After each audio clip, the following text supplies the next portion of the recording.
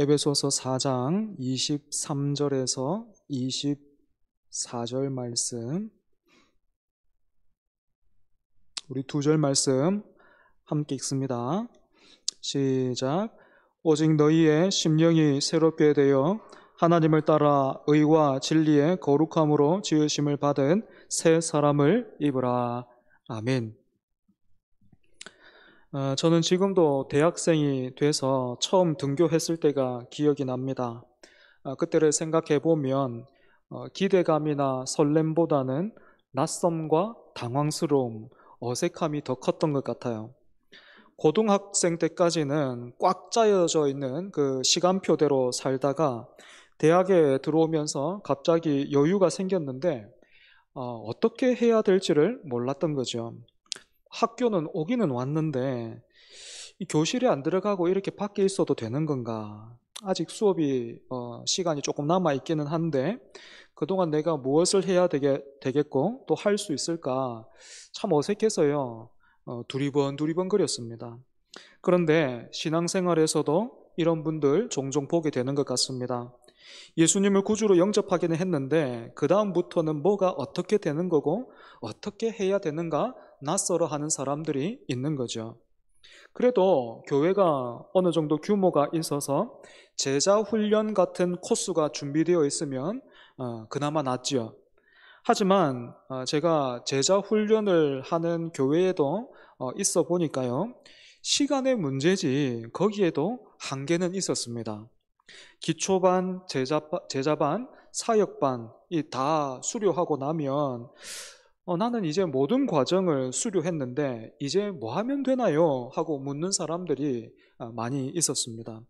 그래도 이처럼 내가 이제 뭐 하면 되겠습니까? 라고 묻는 분들은 아이로 치자면 부모님 말을 잘 듣는 편에 속하고 이렇게 나름대로 이제 어느 정도 수준이 이렇게 되는 사람이라고 생각할 수 있겠지만 교회 구석구석마다 사실은 어떤 사람들이 더 많습니까?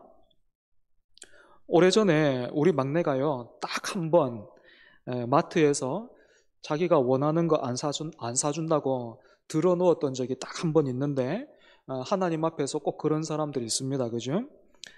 하지만 저는 그렇게 코스를 잘 이렇게 수료하시는 분들이나 마트에 누워 있었던 그 막내 같은 그런 모습들이나 이런 모습 저런 모습 모두가 다 하나님의 크신 은혜로 인해서 신앙이라는 테두리 안에 들어있다라고 생각합니다.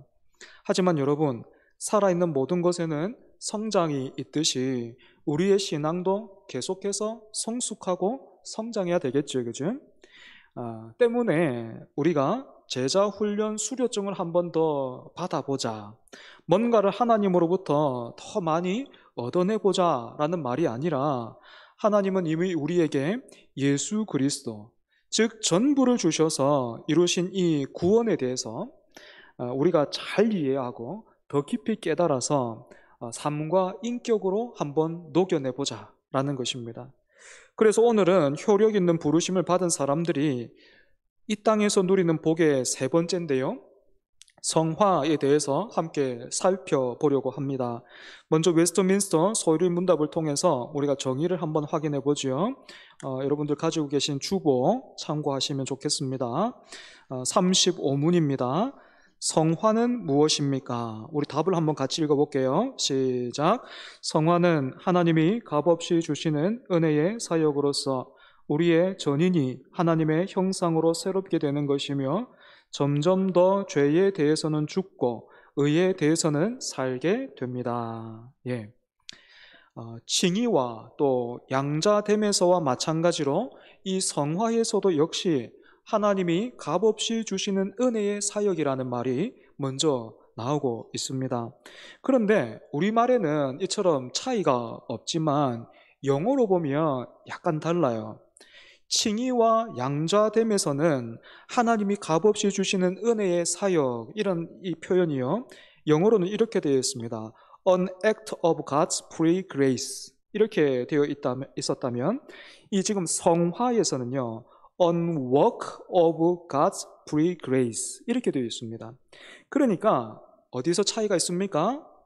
칭의와 양자됨에서는 ACT라는 단어가 사용됐다면 지금 이 성화에서는 work, WORK 이 단어가 사용되고 있는 거죠. 의미를 한번 우리가 생각해 본다면 act는요, 단시간에 이루어진 어떤 그런 행위를 의미하고요. work는 장시간에 걸쳐서 진행되는 일을 말하고 있습니다.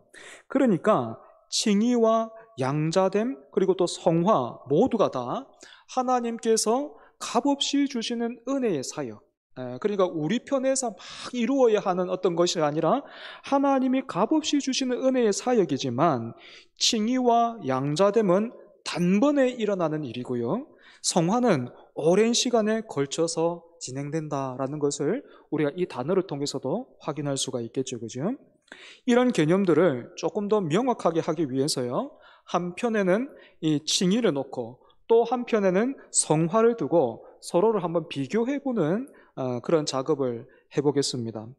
먼저 칭의는 판사가 법정에서 재판을 선언하는 것처럼 의롭지 못한 우리를 하나님께서 의롭다 인정해 주시는 것을 말하지요. 그죠? 우리에게는 의가 없는데 무엇을 보고 하나님께서 우리를 의롭다고 해 주십니까? 여기에서 설명했던 내용이 바로 의의 전가였죠. 그죠? 우리가 예수님을 구주로 믿을 때에 예수님께서 지신 십자가를 통해서 우리의 죄는 예수님께로 옮겨가고 예수님께서 행하시고 얻으신 의는 우리에게로 옮겨져서 예수님의 그 의가 우리의 것이 된다 했습니다.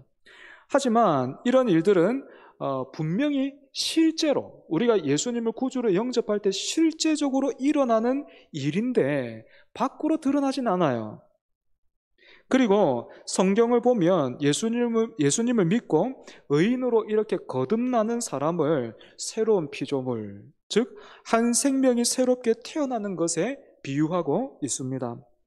그래서 우리는 칭의와 양자됨을 하나로 묶어서 죄인이 의인으로 하나님의 자녀가 되었다라고 해서 우리는 신분의 구원, 이렇게도 부를 수 있어요. 신분의 구원. 마치 한 사람이 이렇게 탁 태어나는 것처럼 신분의 구원, 이렇게 부를 수 있다는 거죠.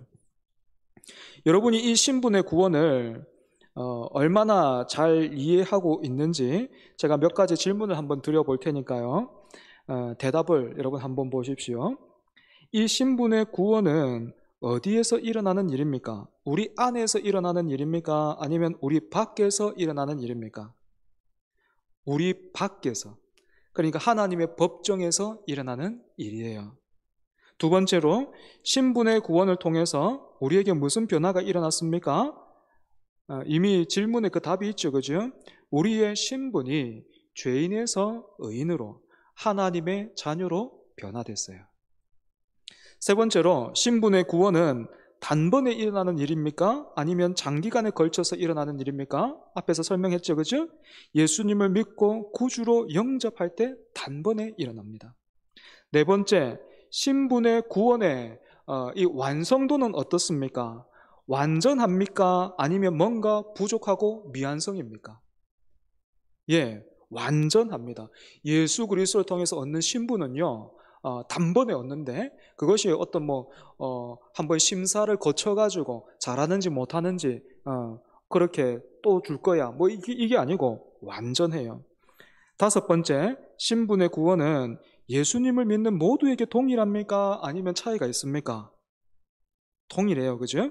누구든지 예수님을 믿으면 하나님의 자녀가 되는 권세를 얻습니다.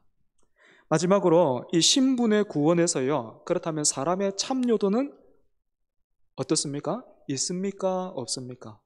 사람의 도움을 필요합니까? 아니면 필요하지 않습니까? 네, 사람의 참여도는 전혀 없습니다. 그죠?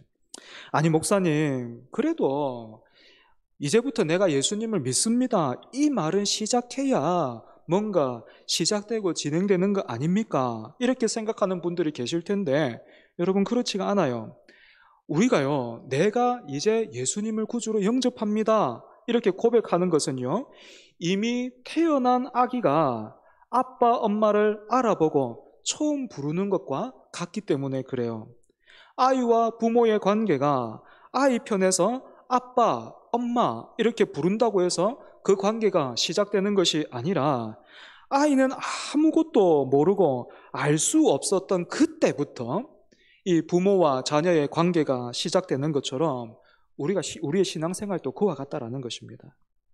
그러면 이제 성화에 대해서 한번 알아보겠습니다.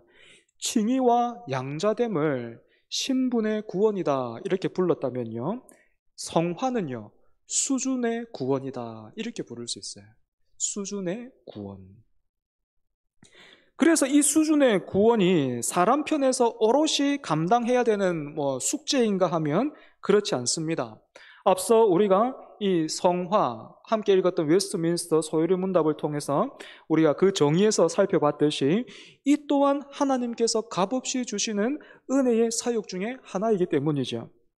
그래서 하나님은 택하신 백성들에게 성령을 보내셔서 더 이상 가까이 계실 수 없을 정도로 우리와 함께 하시면서 은혜를 베풀어 주십니다. 그래서 여러분, 성령 하나님께서 은혜를 주실 때면 우리에게 어떤 일이 일어납니까? 하나님을 알면 알수록 하나님을 더 기뻐하게 되고 그 결과 죄로부터 멀어지기 시작합니다.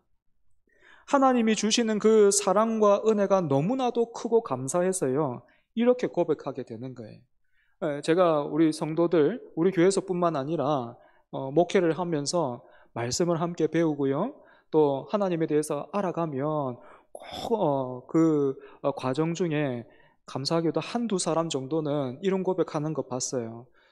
너무너무 막 기쁘고 즐거워하면서 그 사람의 분위기나 얼굴 표정들이 다 달라지기 시작하면서요, 이렇게 고백을 하는 거예요. 하나님 너무 좋습니다.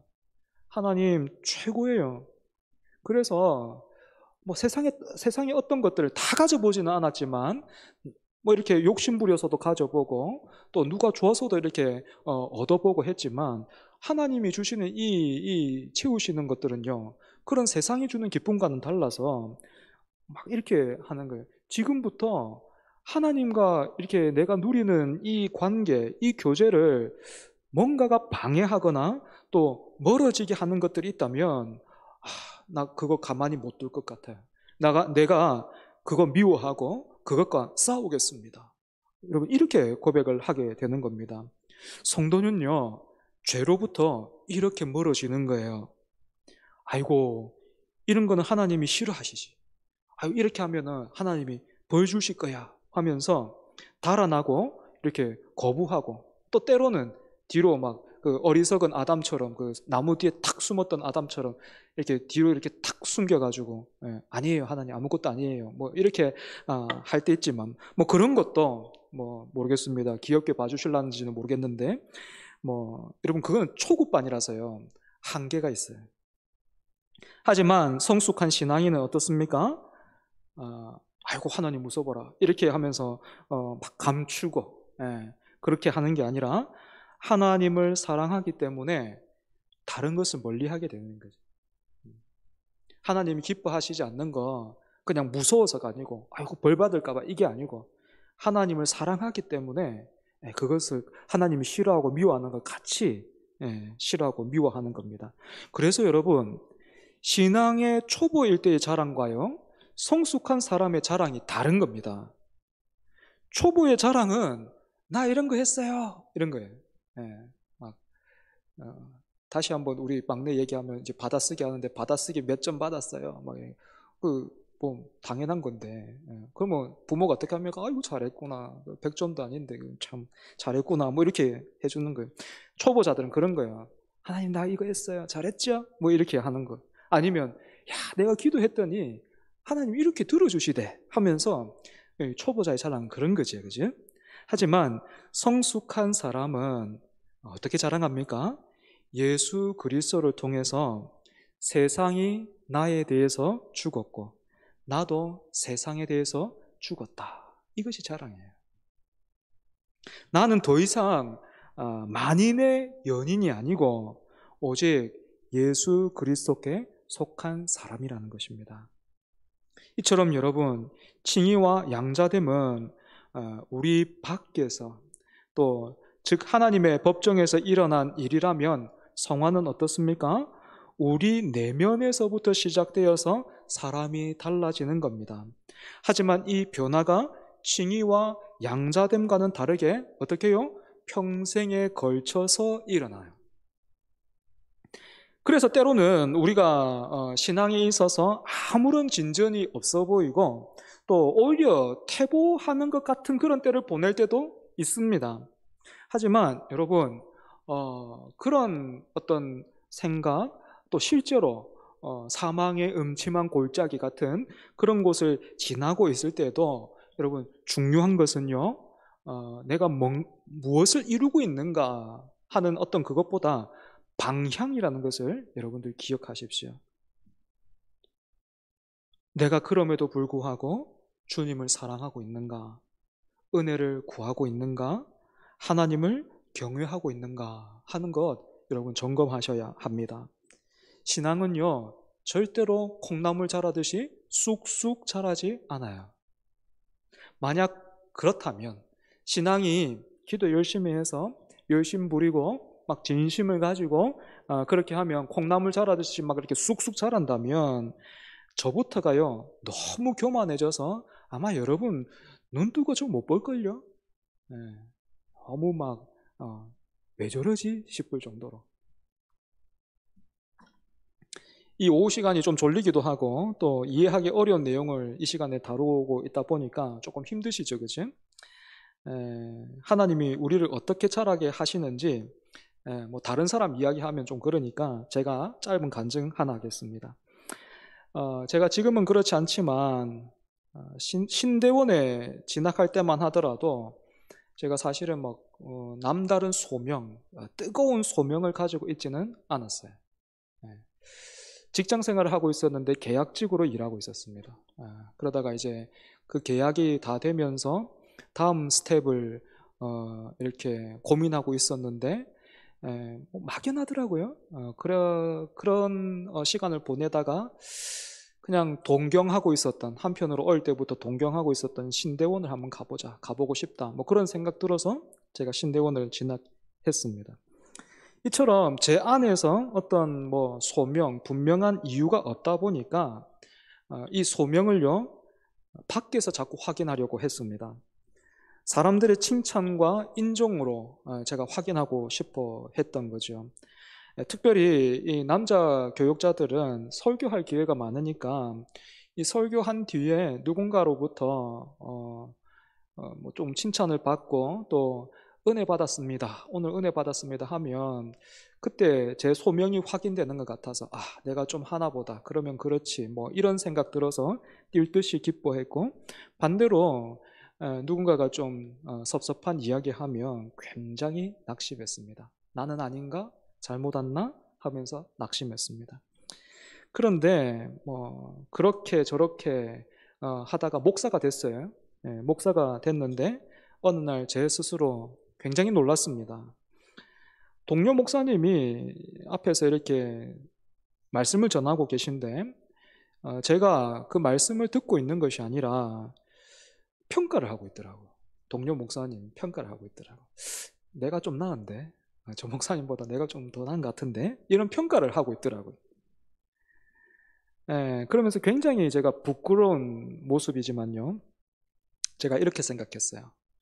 제가 설교하는 날 성도들이 조금 더 많이 오시면 당연한 일이라고 생각했고 반대로 다른 분이 설교하시는데 성도들이 좀 많이 올 때가 있잖아요. 그죠?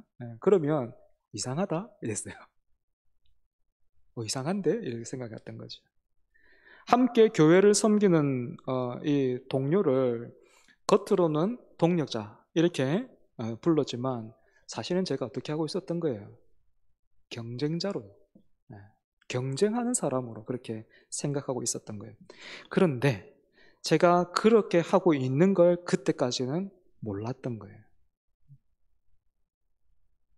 그래서 지금은 뭐 제 안에 뭐 제가 그랬던 이 과거가 있으니까 제 안에 그런 문제가 다 해결되고 이제 뭐 어떤 그런 마음이 없는가 하면 그렇지 않아요. 지금 제 수준은요 동력자를 경쟁자로 보는 것은 어리석고 부끄러운 일이다. 하나님께서 기뻐하시지 않는 것이다 라는 것을 깨달았고, 동력자를 동력자로 대하고 섬길 수 있도록 부단히 제 자신을 돌아보고 점검해야 합니다. 이처럼 여러분 어떻습니까?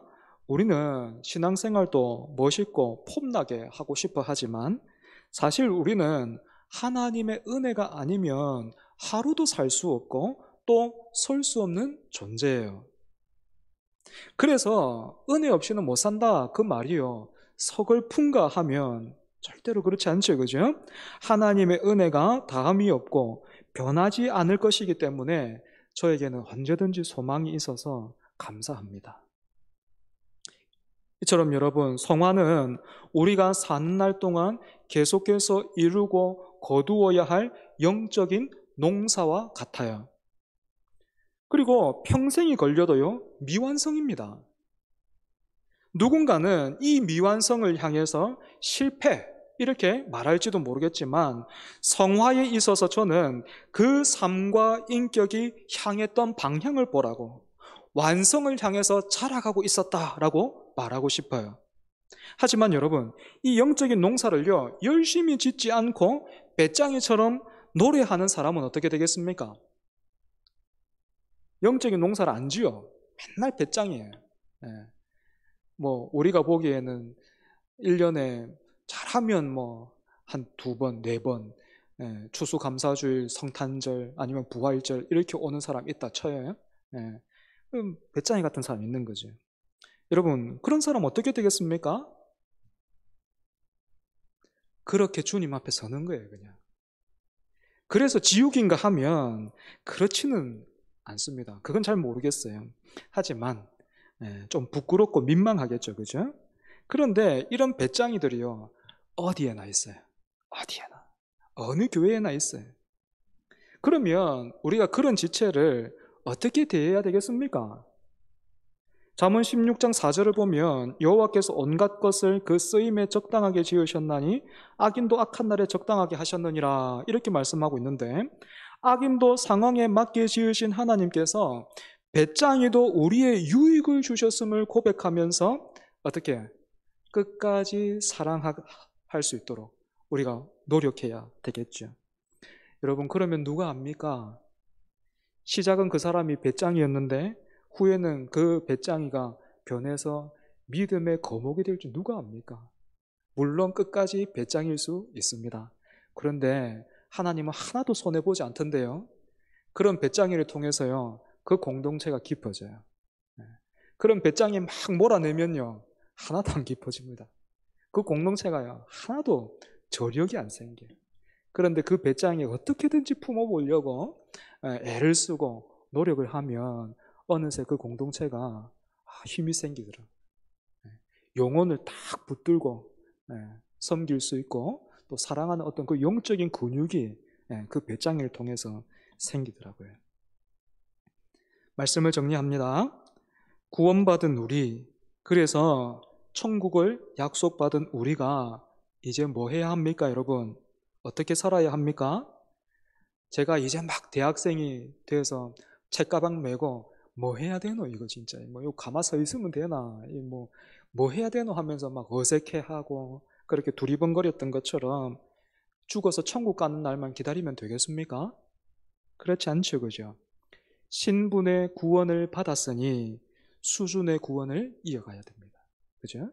여러분, 잘 이해하셔야 됩니다. 신분의 구원과 수준의 구원이 사실 따로 있는 게 아니에요. 우리가 받은 이 구원을 보다 잘 이해하기 위해서 구분해서 설명하고 있을 뿐이지 신분의 구원과 이 수준의 구원이 분리되어 있는 것이 아닙니다. 신분의 구원을 받았으니까 우리는 마땅히 수준의 구원도 이루어가야 하는 겁니다. 비록 우리 머리카락이 자라는 것처럼 그 자람을 우리가 인식하지 못한다고 하더라도 우리가 주 안에서 살아있기 때문에 우리 모두가, 우리 교회가 그 완성을 향해서 범사에 그에게까지 자랄지라, 그 완성을 향해서 계속해서 깊어지고 자라가는 우리가 되기를 바랍니다. 기도하겠습니다. 하나님, 우리가 받은 큰 복, 이 은혜, 구원, 보다 더 잘 이해하게 하시고, 또 신분의 구원을 받았으니 수준의 구원도 함께 이루어가는 우리가 되게 하여 주시옵소서. 사랑하는 우리 성도들이 천국을 소망하되, 그렇게 그리는 천국이 예수 그리스도보다 더 커지지 않도록 하나님, 우리를 붙들어 주시옵소서. 사는 날 동안 예수 그리스도를 닮아가며 바라보며 범사에 그에게까지 자랄지니라 하신 그 말씀에 우리가 순종하고 충성하게 하여 주시옵소서. 비록 우리 삶에 있어서 한계가 있고 끝까지 미완성이라 한다 할지라도 우리가 예수 그리스도를 바라보고 있기에 절대로 그런 몸부림과 그런 애씀이 실패일 수가 없음을 알고 맡겨주신 데까지 충성을 다하는 우리가 되게 하여 주시옵소서.